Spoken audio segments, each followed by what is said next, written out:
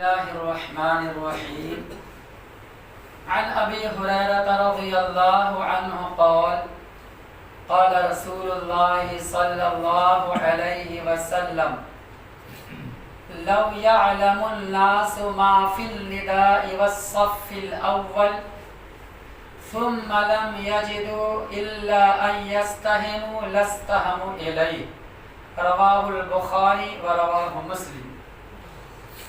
امام بخاری رحمہ اللہ اس حدیث پاک کو جہاں نماز کا بیان وہاں پر ذکر کیا ہے، اور اس حدیث پاک میں کچھ نیک عمل کی فضیلت بیان کی گئی اور نیک عمل کی ترغیب دلائی گئی ہے کہ ہر مسلمان کو چاہیے کہ اس نیک کام میں آگے بڑھنا چاہیے اور بڑھ چڑھ کر حصہ لینا چاہیے۔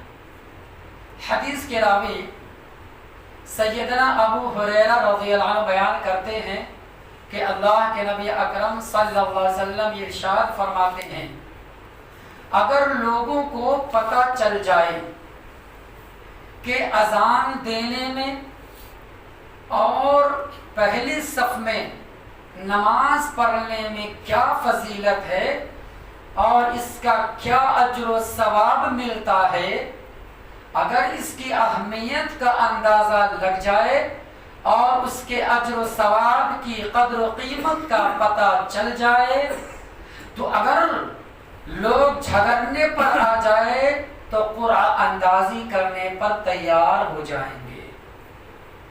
قرعہ اندازی سمجھ ہے نا؟ قرعہ اندازی کا مطلب ہوتا ہے کہ نام نکالنا۔ اگر مان کے چلو کسی کام میں 10 لوگ شریک ہیں اور سب کو کام چاہیے ہے نا، وہ چیز ہم کو چاہیے تو ہم کو چاہیے، اب 10 آدمی 50 آدمی آ گیا، اب کس کو دینا؟ کام ایک ہی ہے، چیز ایک ہی ہے، تو ایسے میں کیا کرنا؟ نام نکالنا، سب کے چٹھی کے نام لے کے نام نکالنا، اس پر تو قرعہ۔ یہ قرعہ اندازی کا ثبوت قرآن کے آیت سے بھی ہے، پتہ ہے؟ بتاؤ کیا بات ہے؟ ہاں جزاک اللہ۔ یونس علیہ السلام کیا کرے، ایک دفعہ اپنے گاؤں آبادی کو چھوڑ کر قوم سے ناراض ہو کے آ گئے تھے اور دریا کے حوالے چلے گئے، اللہ کے حکم کا انتظار نہیں کیا، یہاں تک کہ دریا نے کہ جو ملا کشتی تھا سوار ہوئے تو کشتی والے اس کو نیچے گرا دیا اندر، تو مچھلی اس کو نکل لیا۔ بہرحال تو ایسے موقع پر یہ چیز آتا ہے، تو بہرحال آگے سنیے، بات لمبی نہ ہو جائے۔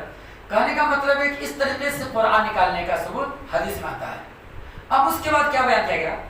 اذان دینا کتنی بڑی فضیلت اور ثواب کا کام ہے، اتنی بڑا فضیلت ہے کہ اللہ کے نبی اکرم صلی اللہ علیہ وسلم خود کہتے ہیں کہ قیامت کے دن اذان دینے والوں کی گردن سب سے لمبی ہوگی، سب سے اونچی ہوگی، باقی سب لوگوں کی گردن نارمل یا چھوٹا برابر کا، لیکن اذان دینے والوں کی گردن لمبی ہوگی اور سب لوگوں کے سامنے اللہ تعالیٰ کا مقام اور درجے کو دکھائے گا، لیکن 2 شرط کے ساتھ۔ اذان دینے والا موحد ہو، توحید پرست، اس لیے کہ مشرک ہوگا تو کوئی فائدہ نہیں نا، یہ تو پہلے بتا دیے، مشرک کا کوئی بھی عمل اللہ قبول کرتا ہے کیا؟ نہیں کرتا، اور اخلاص ہونا چاہیے، ریاکاری نہ ہو۔ کوئی لوگ ایک بہت بڑا مسجد ہے، دیکھو اذان دیتے 5 ٹائم پہنچتے ہیں ماشاء اللہ، ایسا تو دل میں ریاکاری نہیں ہونا چاہیے، دکھلاوا نہیں، شہرت نہیں، بلکہ اللہ کو راضی کرنا۔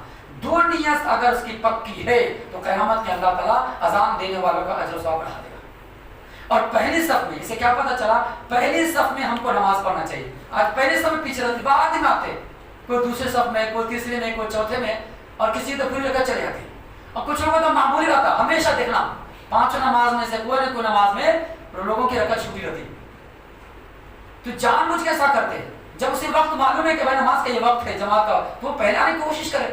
ہاں کبھی کبھار ہوتا ہے، مجبوری ہے، پیچھے ہو گیا، کسی کام میں پھنس گئے یا بھول گئے، یہ الگ مسئلہ ہے، دور رہ گئے، آنے میں تاخیر ہو گئی، وہ الگ مسئلہ، لیکن بغیر کسی تاخیر مجبوری کے پہلے صف میں جماعت کو نہیں چھوڑنا چاہیے۔ اس کے بعد تیسرے نمبر اللہ کے نبی کہتے ہیں، اگر لوگوں کو یہ بھی پتہ چل جائے کہ اول وقت میں نماز پڑھنے کی کیا فضیلت ہے، اول وقت میں آنے کا کیا مقام درجہ ہے، اللہ کے پاس کیا اجر و ثواب ہے، تو دوڑ دوڑ کر آئیں گے۔ اللہ صحیح بخاری کے بعد نبی کہتے ہیں اول وقت میں اگر نماز پڑھنے کا لوگوں کو علم ہو جائے نا کہ اس کا اجر و ثواب کیا ہے، تو لوگ دوڑ دوڑ کے آئیں گے۔ اسی وجہ سے قرآن مجید کی آیت ہے، اللہ فرماتا ہے سورہ النساء میں، ان الصلاۃ کانت علی المؤمنین کتابا موقوتا، کہ بے شک نماز کو اللہ تعالیٰ نے اس کے وقت مقرر پر فرض کیا ہے، وقت تو بہرحال اول وقت پڑھنے کا یہ مقام۔ اس کے بعد پھر آگے اللہ کے نبی اکرم صلی اللہ علیہ وسلم بیان فرماتے ہیں اگر لوگوں کو اس بات کا علم ہو جائے کہ عشاء کی نماز اور فجر کی نماز پڑھنے کا کیا ثواب ہے، کیا مقام ہے، کیا درجہ ہے، تو لوگ ایسے آئیں گے کہ اگر وہ چل نہیں سکتا ہے کھڑے ہو کر کے، پیدل نہیں آ سکتا ہے، تو گھٹنے کے بل رینگتے رینگتے مسجد کو آئیں گے، لیکن عشاء فجر کی نماز نہیں چھوڑیں گے۔ اللہ رینگتے سمجھ رہے نا، ایک چھوٹا بچہ ہوتا ہے، دیکھیے ہمیں سب دیکھتا ہے، جب بچہ نہیں کھڑا ہوتا تو پہلے رینگتا ہے، رینگتے رینگتے گھٹنے کے بل رینگتے رینگتے چلتا ہے، جیسے جیسے بڑا ہوتا ہے ویسے ویسے پیر کھڑا کرتا ہے۔ تو کہا گیا اگر چلنے کی طاقت نہ ہوگی ایسے بندے کو، یا سواری نہ ہو، پیدل نہیں آ سکتا ہے، تو رینگتے رینگتے زمین کے گھٹنے کے بل چلتے چلتے آئیں گے، لیکن ضرور شامل ہوں گے۔ اللہ اکبر، یہ فضیلت ہے عشاء اور فجر کی نماز جماعت کے ساتھ پڑھنے کا۔ لیکن آج عشاء فجر کو لوگ چھوڑیں گے، اس کی کوئی اہمیت نہیں دیتے، باقی دن میں آ جاتا ہے رات نہیں آتے۔ اور فجر تو ماشاءاللہ گھوڑے بیچ کے سو جاتا ہے اچھے خاصا دن، گھر میں خراٹے لیتے ہوئے، کسی کو فکر نہیں، ایسا لگتا ہے کہ مسجد بالکل ماتم ہو گئی۔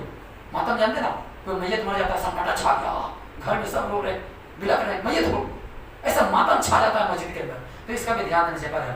اللہ سے دعا کر اللہ تعالیٰ تمام مسلمانوں کو دین کی صحیح سمجھ اور نیک عمل کی توفیق عطا فرمائے، آمین۔